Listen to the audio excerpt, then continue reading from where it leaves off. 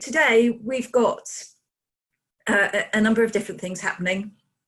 Primarily, we've been joined by Nikki Matthews, who is going to do a presentation on 9 ways to improve your storytelling. Nikki's got over 25 years experience as a marketing officer in a number of different backgrounds, but she worked for the A&B at Cranbourne Chase for a while doing their marketing, so has experience of this sector as well as the private sector. We at DCA, in these webinars, we've been talking about how important communication is over the last 12 weeks probably, and I think what we wanted to say, what Nikki is going to help us or help you do is to tell the story, because the stories of the work that you've been doing over the last 12 weeks, but also going forward, is really, really important to encourage support, which could lead to donations, but also just really raise the profile of what you do and how fantastic you all are supporting communities. Then Ray's going to have say a few words, then she's going to come back to me to give a funding update, and then finally I'll hand over to Paula, who's got some closing comments for us this week. So Nikki, without further ado, I'm going to be quiet and hand over to you, and thank you very much for joining us this morning. Well, thank you, Anita. So good morning, everybody. A nice wave to everybody out there. So it's lovely to meet you all. So welcome to this week's webinar then, which is all about storytelling. I suppose it sounds a little bit like we're all going back to school, doesn't it? But hey ho. So this is all about how to improve our communication, perhaps with our supporters, or indeed our users, or indeed our funders, if you're running either a charity or not-for-profit. I'm going to take you through a presentation that I put together. It's going to take in total about 30 minutes. We will stop in the middle and I will sort of look at some questions. So if anybody wants to use the chat function, the guys on the other end are going to be managing that, and we can sort of, look at questions ongoing if that's of benefit to you. So I'm going to quickly share my screen and then you can see what we're talking about. So tell me that if this all goes well.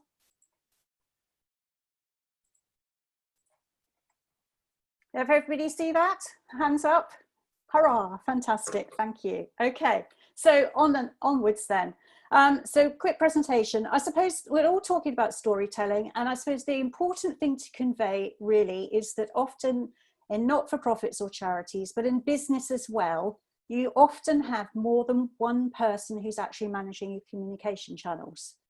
Now, I'm thinking here about social media accounts. It could be doing your website updates or putting in those all-important funding applications, for example, or even just talking to your volunteers and your community. I guess the reason I mentioned this is because the personality that needs to consistently shine through when you're creating those interactions really should always be the personality of the organization and not necessarily of the individual who's actually conveying it. So by looking at our communication style, this is just one way of ensuring that everybody's conveying the same sort of information in the same sort of way, depending on whoever they may be talking to. So it's a really good idea at the outset just to sort of think about what sort of personality you want to convey, and what sort of personality does your organization, what's the best way for you to work. So the best way to think about this initially is just to think about what sort of stories you actually like as an individual. So what do you actually like reading on social media? Perhaps on news feeds, for example. Which ones particularly inspire you? And which ones, more importantly, did you actually share with other people? So either by talking to them or by sharing on Facebook, for example. So what made those particular stories stand out and what made them relevant to you? So just think back initially. Because if you start to think about this and you can start to hone your sort of stories, you can start to think about what they were, inevitably it's going to come back to them being one of these though. So these are the sort of headlines of the sort of stories that are out there. They will probably be either funny or perhaps inspirational. They might have the cutesy factor. There may be some original stuff in there that you hadn't heard about before. There may be something shocking, or maybe something surprising, or maybe it was nostalgic and it made you think of past relationships and past times, for example. But either way, it will probably fit into one of those sort of categories. But if we could just take a step back and think about, why are we talking about storytelling then? It's something that in the marketing world, businesses have done for many years, although some are only still just getting into it. I believe that the charitable sector can really pick up pace at the moment, particularly in light of the coronavirus epidemic, and all the wonderful stories and wealth of information that we actually have to available to share now. And storytelling is just a really good way of being able to do this. It's good because mainly it's really easy to remember. You know, stories have existed since the dawn of time, really. But telling a story helps people remember what it is we're about, and more importantly, why they're supporting you, or perhaps should support you. It also helps establish that all-important emotional connection. You know, people say in the marketing world, if you can start to establish an emotional connection, then you're 9/10 of the way there to getting a sale, or in our case, getting a donation, for example, or support. Stories actually ultimately engage multiple parts of the human brain. I guess the first is the language processing bit, but the second bit is when you start to evoke a feeling, such as sadness. And I only have to point out to the image on the right-hand side of the screen here, just to convey that sort of thing. So, you know, pictures really, you know, imagery really does do that. They do tell stories as well. So by evoking these emotions in our audience, we actually start to form that emotional connection, which makes them possibly more likely to be heavily invested in your cause, which hopefully will lead to growth, will lead and so on and so forth, and hopefully drive that all-important action, which is all about, you know, it's all about marketing, I suppose, but not in-your-face marketing. So these emotional connections actually start people to take actions, as I say, be it to volunteer, take part, donate, campaign. So again, think about the sort of stories that work for you and your organization. They're probably one of the other ones that I said before: laughter, inspirational, cuteness, or shock, or nostalgia. And think of the ones that you can start to use in your organization, because there's probably going to be one or two that are more relevant to you. You know, you need to consider, you know, what the audience wants though, because, you know, it's easy to assume that when we're talking to people, be it online or in written form, that we sort of want a down-to-earth sort of chatty sort of style of communication with the odd bit of humor thrown in, for example. But we do need to consider what the audience wants. What are we trying to convey, and where the two actually marry up? So hopefully now we're beginning to learn, I hope, the benefits of storytelling, but some of us still find it tricky. And this obviously doesn't stem from the lack of stories. Sometimes the root cause is just maybe not knowing the best way of conveying it. So there are formulas to help you craft your story. But by stepping back and actually just, you know, thinking about what is the impact you want to have and what style we use to actually create that impact is a brilliant way of just sort of starting the dialogue, I suppose, with either yourselves or your team. So the first thing to do is just ask yourself, you know, what is it you want to say? And then think about, why do you want to say it? What your objective is, whether you're speaking the right language, as I've said, and whether you know enough about what your audience really wants to hear to create the right sort of story. So here are my top 9 tips to improve your marketing storytelling. So the first one is, if you're going to be putting some time and effort into it, it has to be share-worthy. Now, what do I mean by this? Well, it means that people are either going to have to share it with their friends or their associates, or they're going to be compelled to take that all-important action, depending on what it is you're wanting them to do. Now, don't panic and think, gosh, this is all too much pressure. How on earth am I going to sort of, you know, create all this content? Because there are certain techniques. So there's people in the sort of marketing world who do take an awful lot of time to put all these stories together, but they also do have some tools to make life so much easier. Now, the first one is quite straightforward. So a couple of examples here. The first one really easy peasy, especially in the current climate that we're at, is let other people tell their own stories. You don't have to do it. A good example here is Invisible People. Now they use they do a lot of Instagrammy stuff and a lot of stuff on Facebook, but what they really do is basically use film to share the experiences of the people that they're working with, which in this case is the homeless. They're basically talking about news from the street and the stories of the people who are actually experiencing homelessness. Now, if I dare say, I feel it makes the situation more accessible and more believable as you start to get an understanding why people may have found themselves homeless in the first place. And ultimately, you know, you identify with them. Remember, we're talking about developing that emotional connection again. The second one is also about sharing stories that connect people. So if you're working in a field perhaps which is more factual, rather than sort of encouraging other people to tell their own stories, you can still tell a story, but in a way that demonstrates the consequences of not doing something, or you not being there, for example. The second one here that I'm showing you is Water Aid. Now this uses pictures to tell stories about, you know, direct from the field. It gives people an idea of what life is like without water or sanitation, and, you know, shows the story of people affected by the lack of clean access to water. Lack of access, yeah. So that, you know, that's another way. So using stories through imagery. The next one is about making stories to inspire. Now this is more related to others talking about the results of your work, okay?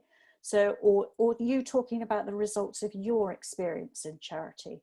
So what have donations actually enabled you to achieve?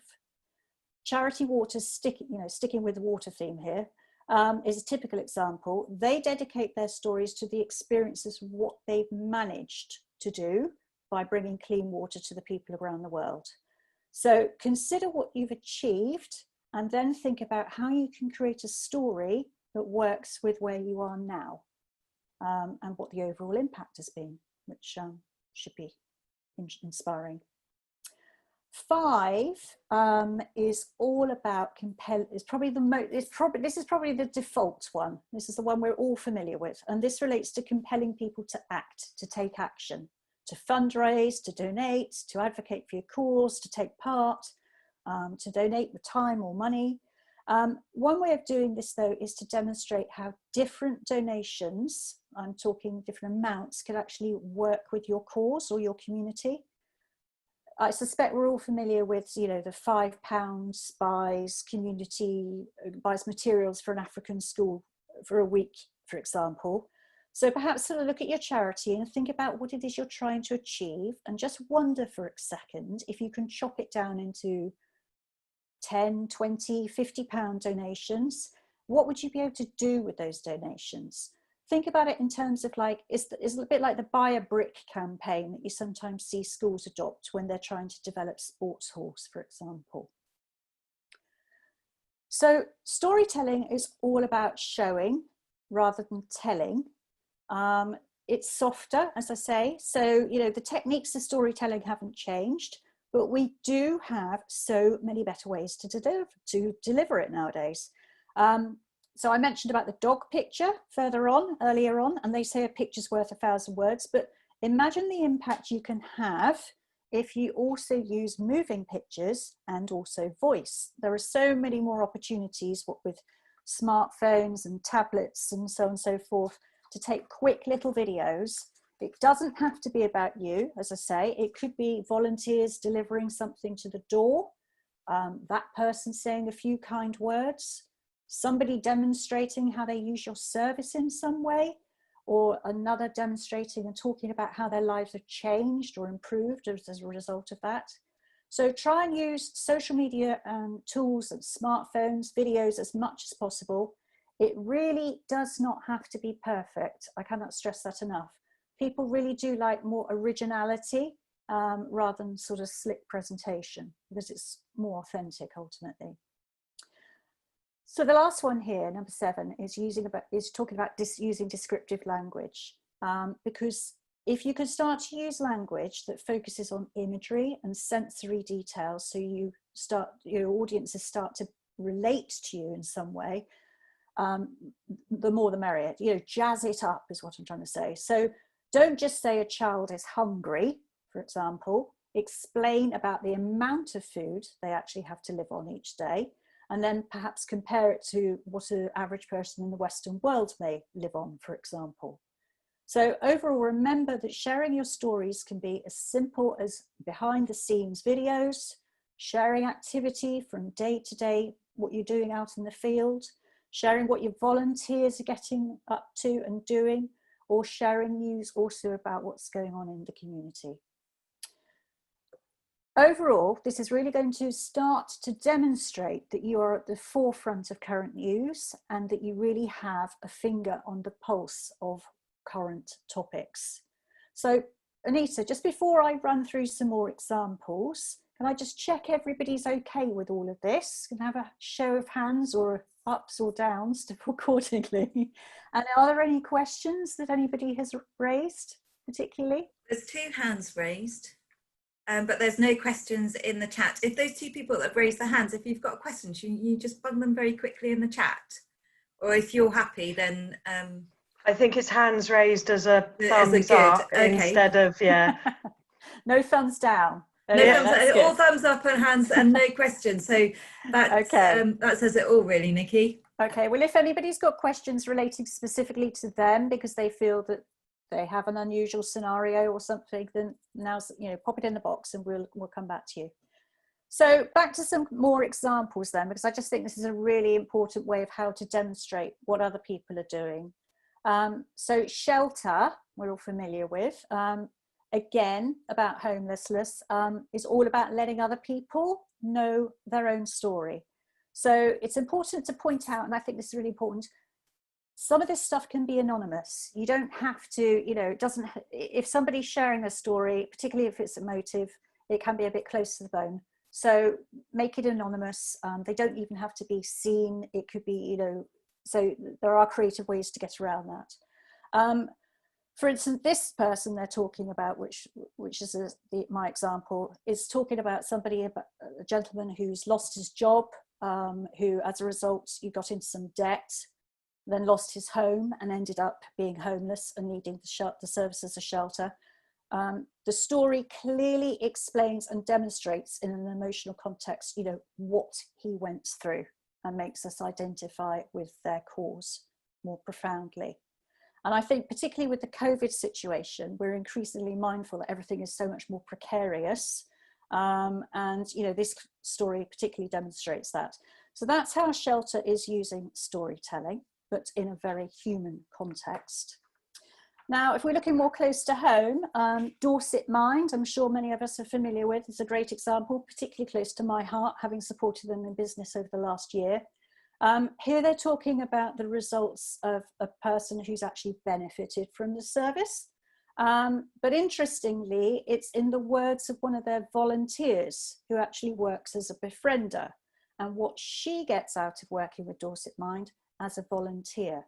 So the emphasis is on the service, is not on the service delivery rather, but it's more about how people are benefiting from the service. And I just think that's a really nice alternative touch.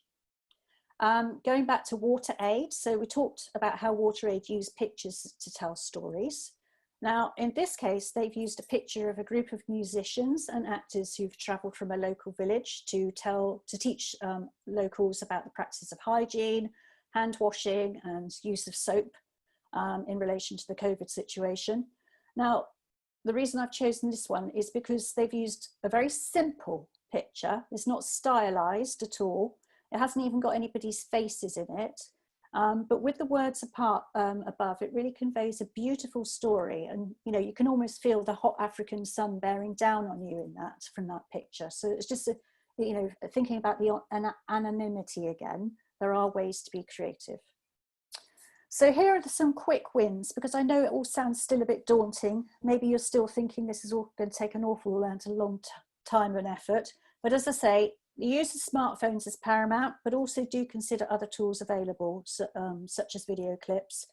Now, you've probably got case studies already of all the great work and things that you've done. So think about where you were and now what you've managed to achieve. And that in itself is a case study. So where were you 2 years ago, for example, and what have you achieved since? Also think about doing some how-to guides. Now, these are quite useful. I'm thinking of Mind here, where they do a lot of example of how to overcome loneliness or overcome sort of mental health issues, particularly at the moment. And they just give you some quick, simple tools. It's important not to make them too long. 10 steps or less is really best, because it just becomes too unwieldy after that. But you could do, for example, 10 steps to running or setting up a food bank, or 10 steps to setting up a response team, or, you know, whatever field you're in, really. So that's a really nice, quick way to get some ideas out. Do think inspirational stories. Don't think just about the people you're helping, but also the people who are supporting you. So think of all those inspirational stories and try and capture those. Remember, they don't have to be personalized. They can be anonymous.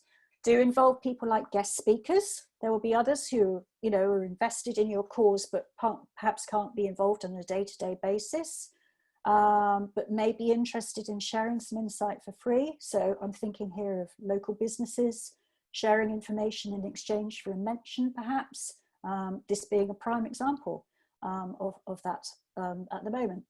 PowerPoint is a really useful tool, incidentally, to, you know, help put together a video with some words over it, not dissimilar to what I've created right now, which will, you know, be shown afterwards. So quite easy to do with a voiceover.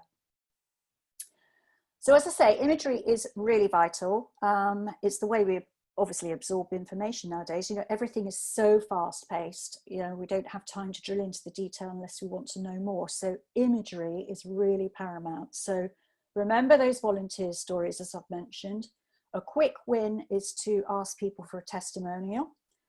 You can get, if you can get a video of them actually giving you that testimonial, that speaks realms. It's so much better than just words on a page, because it's really authentic. You know, it's all about demonstrating the people who are interested in your community, about you, your community, and your charity and your cause. You can create webinars, for example. DCA is a fantastic example that's done this brilliantly, as we're clearly demonstrating today during the pandemic. So create little webinars, take your teaching online, so to speak. Ultimately, this is going to rapidly increase your graphical reach, geographical reach. And you can reach a lot more people. Another thing is podcasts, which actually sound hard, but they're really easy to create, as long as you've got the content there and you've got the right characters to actually deliver it. They can be really fun. I used to do podcasts myself. They're very informal, informative way of developing an audience too. But do bear in mind, this is going to be ultimately based around storytelling. The most important thing, I think, is really that you're going to have to take some time to create all this. You do need energy, but most importantly, I would always try and say is do have a plan from the get-go. So think about that in a considered way. I do have one cautionary note, actually, which is a big thing in marketing, which is make things 1/3 about you, 1/3 about others, and another third on the overt ask.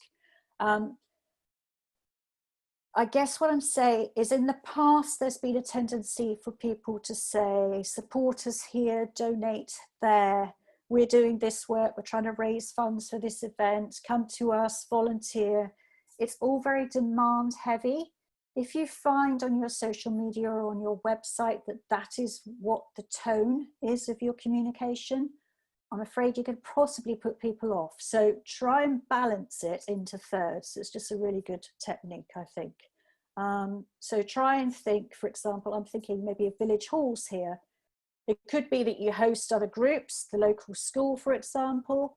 So talk in terms of what the school activities are getting up to. Talk in terms of the bigger picture and other people involved. or talk about other events that are going on in the local community and make it more regional. And then the final third is always to actually wrap it up with the reason why we are doing this. And that if that means raising more funds, then do be prepared to ask. Quite often people forget that, or they feel intimidated by actually asking for the ask. So try to balance your content and try to vary the content. Otherwise, people ultimately will just get bored and switch off, and we don't want that to happen. So think about those webinars, podcasts, video clips, volunteer stories, all that sort of stuff, and then just try and vary it up a bit. If you're saying these things, particularly on social media, don't try and say it all in one big post. Perhaps break it into 2 or 3 posts and put them out at various different times of day. I would also add here, which is remember to repeat your posts. You don't have to just do it once and then forget about it. There are so many more scheduling tools now on social media that you can use these to vary the time that you're putting out the content so that you reach different audiences. I'd also finally add that do check rather both your spelling and also check you haven't used too many confusing anagrams or expressions, perhaps relevant to your field, which other people from the outside might not get. Ultimately, storytelling doesn't have to be hard. That's the #1 takeaway from today. I really want to press that point. There are lots of opportunities now to be creative with your storytelling, but remember, ultimately, if it's personal, people are more likely to get it because it's more relatable. They're a great way to show people behind your charity, those delivering the food boxes, those who are putting together the food boxes, those who are collecting the vegetables to put in the food boxes. So you need to get everybody's story. It also is a really good tool to make them feel involved and valued. So, those stories actually help bring people together to change minds and opinions. Because if you start to give, for example, the shelter posts, the story behind the man who's lost his job and how he got into debt, ultimately you could change somebody's opinion of what, homeless people are going through and therefore get them to sort of support you. So just before I close then, so remember stories are more likely to be read rather than the full list of features, which isn't nearly so impactful. And ultimately, they do help to build that trust because people start to feel that they're getting to know you and your reasons behind your charity's existence and what it is you're hoping to achieve.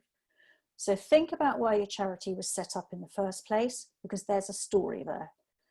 How far have you come? What have you achieved? What you hope to achieve? Talk about your own journey too. Why are you compelled to work as hard as you do, perhaps in the voluntary sector? There's a story there as well. So when you've created all this wealth of information in terms of imagery for future use, please, please, please, this is just a plea, do try to save it in a central place where other people can have access to it in the future, because that's going to become your resource in many respects. And then finally, I would say, if you feel that this is too overwhelming and that you're not the right person to get all this done, then I'd say please don't panic. There is going to be somebody else out there who will get it, who would like the challenge. And if it's not something you feel that is the best use of your time, then please just do talk to others and maybe get them involved. Because as many people as you can get involved, the more it will share the load.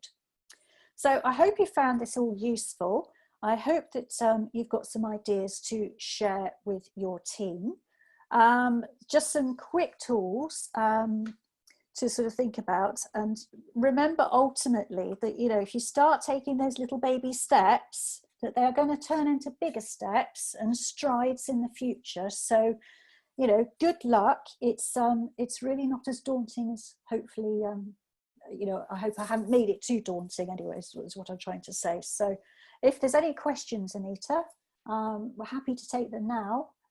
If not, thank you very much for listening. I hope that was useful. Thank you, Nikki. I think if we can just stop sharing your screen. I can do that for you. So thank you. There aren't any questions. I'm just going to look to my colleagues, Jo and Julie and Paula to see if there's anything that has come up. I haven't seen anything. No, they're shaking their heads, so that's fine. Oh, Paula's got one thing she'd like to say. There was one, which was, should we have a separate, simple web page for encouraging donations, or have donate button on a Facebook page where all will see the posts? Sorry, Nikki, would you like me to go through that again? Yes, please. So should we have a separate, simple web page for encouraging donations? So, you know, the kind of donate page. Yeah. Or have donate buttons on Facebook where all will see the posts? I would say, why are you not having both? You know, put it there. You don't want to be too shouty, but certainly I think the donate page is where you put more information, perhaps share some video links, that sort of thing, as to what you've achieved and so on and so forth. And then the donate button on the Facebook thing is just a sort of, you know, it's a catch-all really.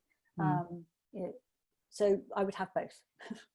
Any other things? Somebody's put up a query that they weren't able to set up the donate now button on Facebook.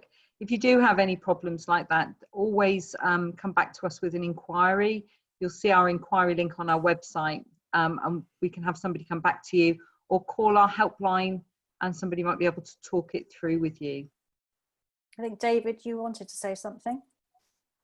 Yeah, I do remember that the council, I'm councillor for Dorset, there are a series of fundings being offered right now until the 15th of June, I think it is, for any charities or any organisations. And it's quite a lot of money.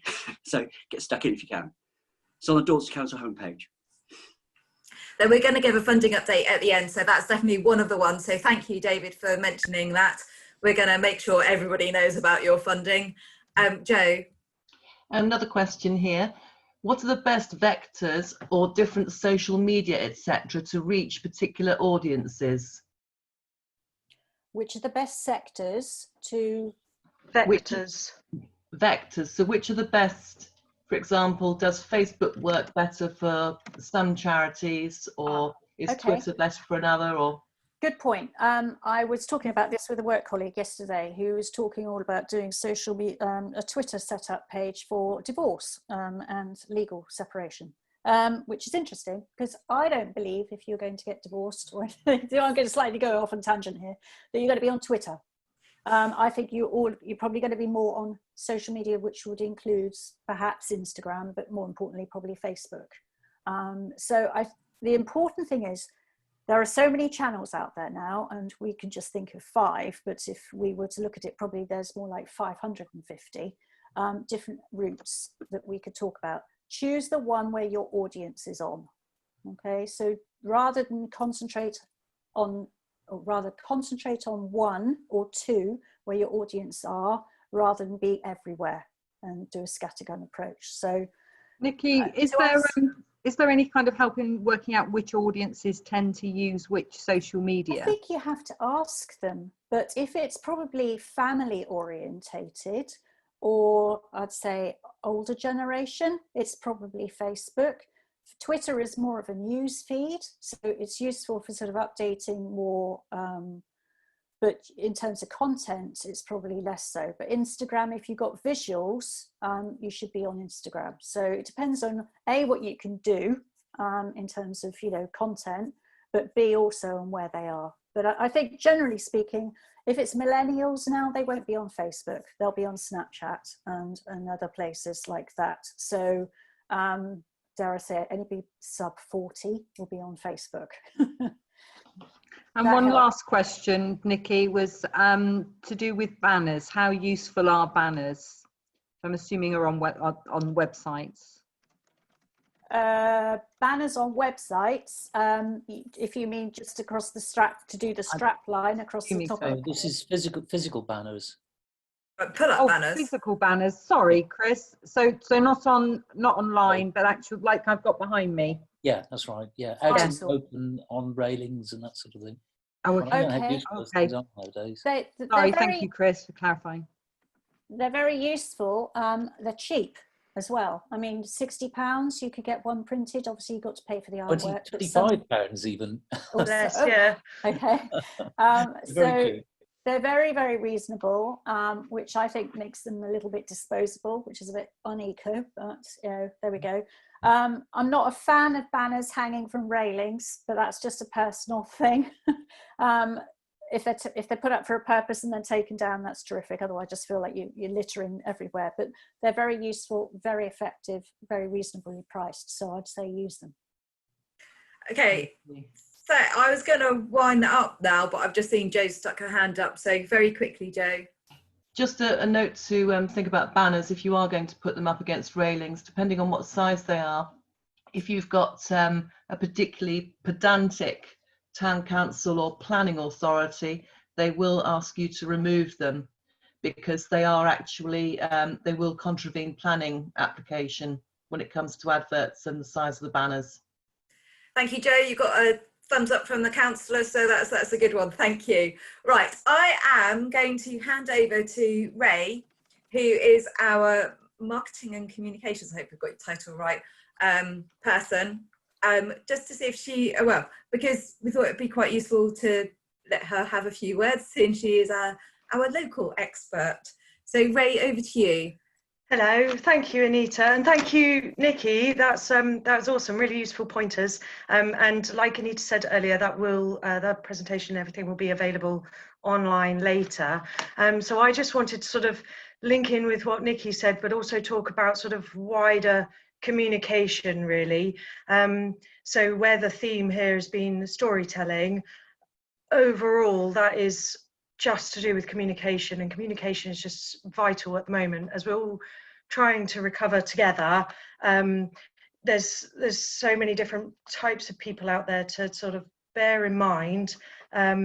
So from a storytelling point of view, from a communicating with them generally point of view, just try and think in their shoes, what would they want to hear? So you've got people that might be shielding coming back to your organisations or wanting to be involved or needing to be kept in touch. You've got people that are furloughed that are in the same position. You've got your staff that might be concerned. There's heaps of different types of people out there. How would you want to be communicated with if you were them? So just bear that in mind and do get in touch with them. Basically, so for furloughed staff that are coming back at the moment, if they haven't had any contact with anybody throughout this time, they're going to feel different. So the message is basically just get in touch with people. Somebody said to me a while ago that we're you know, this pandemic, we're all in the same boat, and I think actually we're not. What they said was we're not in the same boat, we're in the same storm. So if you sort of put that into their shoes, think about what they would like. Everybody's experiencing everything very differently. So Nikki's tips on how to express yourself and how to build that into your recovery is actually really, really crucial right now. Storytelling, like Nikki said, is an imaginative, it's memorable. At the moment, you want to be telling people what you've done, what you're doing, what you will do. Especially at this time, this is super powerful and really emotive. So make the most of it, really. These are stories that you'll be able to retain and document, you know, as you move on. Nikki also mentioned it's got like a huge emotional connection.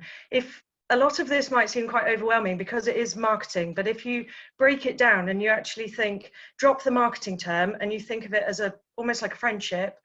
If you speak to somebody and you talk to them, you're going to hear their stories. They're going to tell you about themselves and bits and pieces here and there. Exactly, Nikki, exactly as you've said.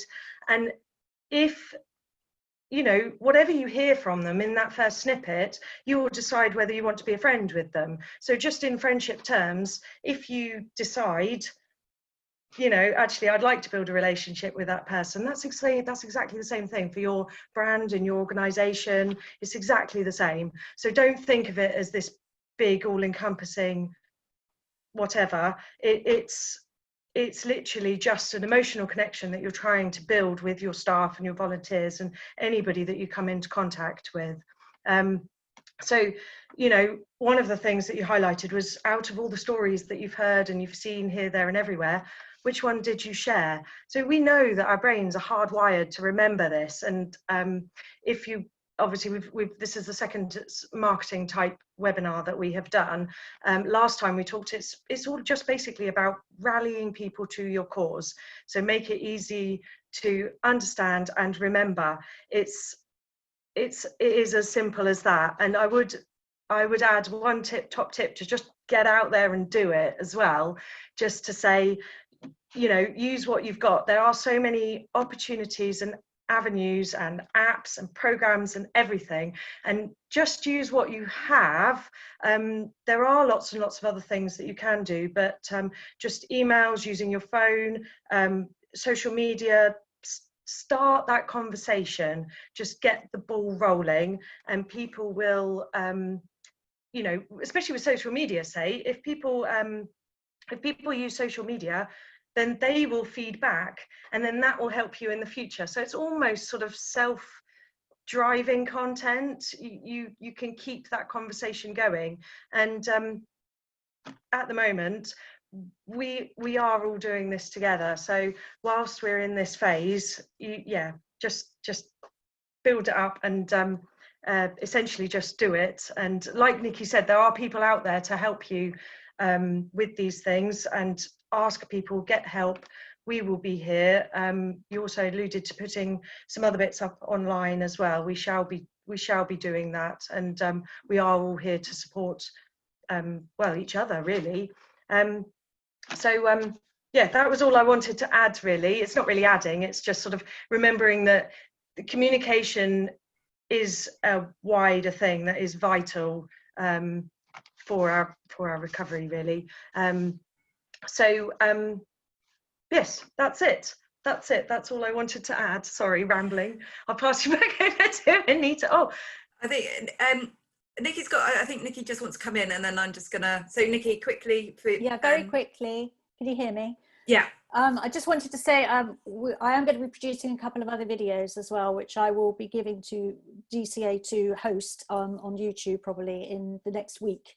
So if you're interested in this subject, because we've only scratched the surface, to be honest with you, in terms of how you design a story, different ways of creating that content. So if you are wanting to learn more, we'll dig into the detail a little bit more through those. I think I'm creating 4 different little smaller videos than this. So for future reference, just so everybody's aware. Thank you. Thank you. Thank you. So just to follow on from both of them, check out the Media Trust and also Charity Comms, because they have a volunteer programme which may be able to support you develop your communications. And also the 15th to the 20th of June is Small Charity Week, which, if you go onto the Small Charity Week website, is a perfect opportunity, if you're putting stuff on social media, to use the campaign hashtag, for those of you that use social media and are aware of it, to get your stories maybe a little bit further out there by using that hashtag. So again, if any of this is confusing and you want to follow up with DCA afterwards, please do use the inquiry form, use the telephone helpline. We can explain it in a little more detail, maybe on a one-to-one basis. But that's enough about communications, because the other thing that's really, really important at the moment is funding. We all need funds to do our communications, and there are funds out there that can help us communicate. So if you bear with me, I'm just going to share my screen. Where did it go? Here we go. This will be made available after today. Hopefully you can all see that. But I wanted to highlight, because there are a number of funds that are coming to the end. We've seen over the last 12 weeks, lots of funds come and go, some with nice long lead-in times, some with very, very short periods of which to apply. And so I just wanted to highlight 4 that are closing in the next couple of weeks. The first one is the Dorset Council Discretionary Fund, which our councillor colleague mentioned earlier. This is closing for Dorset on the 14th of June, which is Friday. No, it's not, it's Monday. I don't know what day of the week it is. It's for small and micro businesses that have lost income as a result of COVID-19 and haven't been eligible for any other council funding, such as the hotel, retail and leisure grants that have been open to many of our sort of community buildings. If you're in the Bournemouth, Christchurch and Poole Authority area, the closing date is the 15th of June. When this goes onto the website, the link there is to the Dorset Council. I'm sorry, well, we can put the link to the Bournemouth, Christchurch and Poole site as well, but the link on this slide is to the Dorset one. On the 15th of June, the Resourcing Racial Justice Fund is closing. Now, this is a fund to support people and organisations working with people of colour that have been impacted by COVID-19, and you can apply to up to £50,000. The Co-op Local Community Fund, and this is a really useful one for small community groups. If you have a local co-op, you can apply to be their local good cause, and the next closing date to be one of those local good causes is the 28th of June. If you are successful in being a local good cause, you can benefit from on average between £4,000 and £6,000. And if you enter by the 28th of June, then you'll start receiving the funding sort of in the next round, which is October time. So again, if you're thinking about reopening, this is one that could help you in the autumn. Finally, the Headley Foundation. This is a capital grant up to £5,000 for children and young people, charitable organisations, and the closing date for that is the 29th. So there's just 4. Go to our website because there are lots more that are open at the moment, but these were the ones that are closing very, very shortly. Something to look out for that's coming up, Lloyd's Foundation, excellent funder for sort of marginalised and hard to reach groups. So they do a lot of work supporting groups that support victims of domestic abuse, offenders, homelessness, sort of really marginalised groups. They are currently only supporting their current grantees, but from the summer they're opening up their next round of applications. We don't know what that's going to look like. It could be smaller amounts of money to a larger number of organisations. We will have to wait and see. But if your organisation supports those marginalised groups, they're really hard to reach ones, then Lloyd's Foundation is an excellent source of financial support, but they also offer mentorship and practical support as well. The last grant that's going to open shortly, again, not exactly sure when, but one worthwhile looking out for is the Movement for Good. So the second phase is going to open up at some point over the summer. Again, it's a nomination and vote type fund, but you can get, if you are successful with your nomination and then you receive enough votes, then you can receive up, I think it's about £1,000. And I know that the Water Lily Project, which is a Christchurch organisation supporting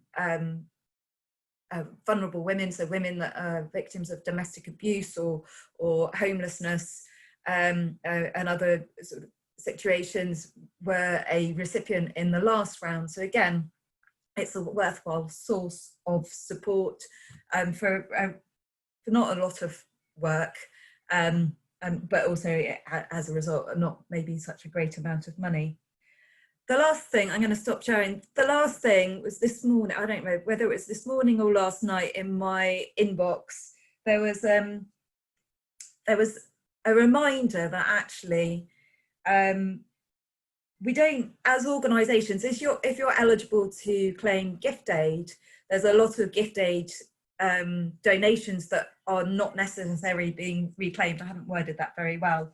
So from research that HMRC did in 2018, gift aid was only claimed on half of the eligible donations. So there is, and also with gift aid, you can claim retrospectively for up to 4 years. So if you're an organisation that has eligible donations that are eligible under gift aid donation, so I'm trying to speak too quickly, then please do have a look at this, because you may be able to retrospectively claim for donations made for up to 4 years. So again, if you have the time, because you're currently not operating, it is a worthwhile investment maybe of that time to get those donations. And another thing to consider about, and we talked about online and going virtual over the last couple of weeks, but 73% of online donations allow gift aid to be collected. So if you have an online donation, then 73% of those people giving donations online are likely to also tick the gift aid box, compared to only 50% if they're doing it via other means, so more traditional, like giving envelopes or checks. So again, it's just useful to know that there are ways of getting funds into your organisation, and that you could claim retrospectively for that. So don't let the HMRC have it, get it back to your charities where it's needed. I am going to finish there, and I know that Paula wanted to say a few words at the end, so I'm going to hand over to Paula for our closing remarks, which is a new addition to this week's webinar. Oh, now I really wish I'd written a poem. So I just have to go with what I've planned. So next week, we're taking some of our own advice, and we're hoping that this is something that other groups will consider modelling as well. And that is that we're going to pull back for a week as a team to begin planning our next stage as a charity, plan our recovery, so that we can remain strong, delivering for you. As a result of that, it means we won't be quite as visible next week. So there won't be a webinar next week. Our e-bulletin will be replaced with a quick funding update, and our helpline will only be open on Monday. We can still be reached through our inquiry button on our website, and of course also see an advisor, so you can get in touch with us.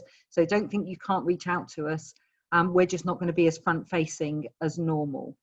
Our plan, of course, is to put together our recovery plan, to action plan how we're going to adapt our services to meet your needs, and also to look at our income generating and how we change the way that we do that. And a large part of that is going to be looking at our membership. We want to come back bigger and stronger for our members. We want to make sure that we are helping you through this time, but also your own recovery. So please look out for information from us as we come out the other side of our week and start to tell our story, and also promote how we make ourselves as sustainable as possible. So thank you for all of you for joining us, sticking with us, supporting us. It's greatly appreciated. I look forward to seeing you on the 24th, which will be our next webinar, and that'll be on adapting services on the road to recovery. So that'll be looking at that very, very difficult task for a lot of us. How do we continue to offer what we want to offer, what we need to offer for our beneficiaries, but also take into account rules on social distancing and clients, volunteers who may be currently shielding. So we'll have some really nice case studies to present for you there. Have a good week, be kind to each other, and importantly, be kind to yourselves. Hopefully you saw that we put out some information about Live Well Dorset are offering free support training sessions for all volunteers and staff across Dorset as part of the COVID response. It's to help people with mental well-being. This is a really taxing time. It's exhausting. It's not just the work you're doing, it's what's going on in the world can be really quite exhausting. The better, more resilient you are, the better you'll be able to help others. Take care of you. Make sure you take care of your staff team. We'll make sure that link is in our notes along with today. And keep doing what you're doing. Thank you very much. We'll see you very soon. Can I just say, Paula, sorry to come in late. It's Councillor Merrill from Wareham. I'm so sorry. I got caught up with other things, and also I had problems getting in. So is it actually, what is this? When it says Eventbrite, is it something different from Zoom and Microsoft and all of that? What is it?